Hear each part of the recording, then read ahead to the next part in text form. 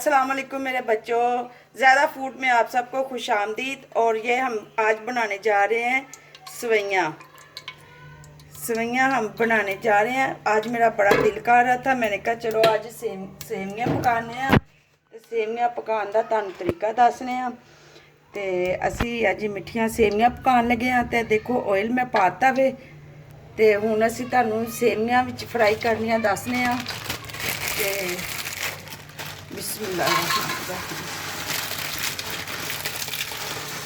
असी सेवियाँ असी बस थोड़िया जिहियां पकावांगे, क्योंकि असी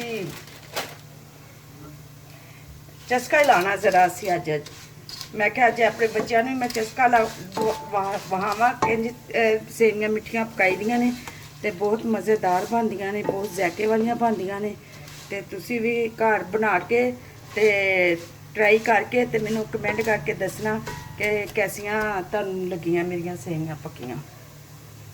ए हुण असीं पानी पान लगे हां।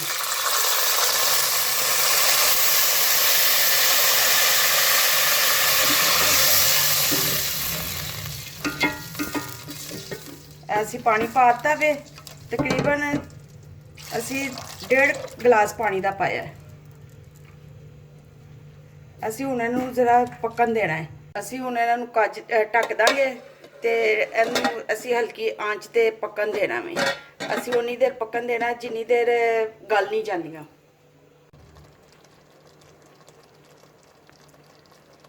थोड़ियां जिहियां गल गईयां ते थोड़ियां जिहियां रह गईयां ने, बस थोड़ी जी कसर रह गई है। तो असीं चूल्हा तेज़ कर देने।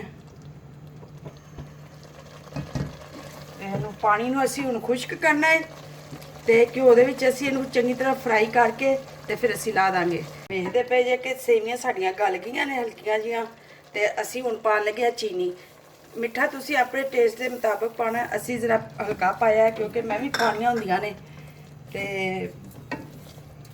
फिर मैं मिठा इन्ना ज़्यादा नहीं खा सकदी, शुगर दी मरीज़ हाँ मैं।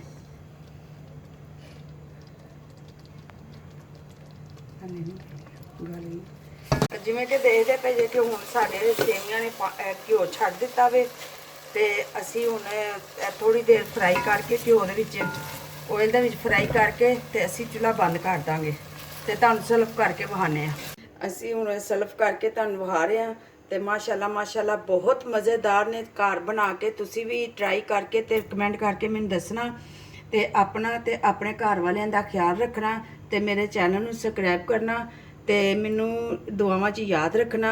ते अल्लाह हाफिज़।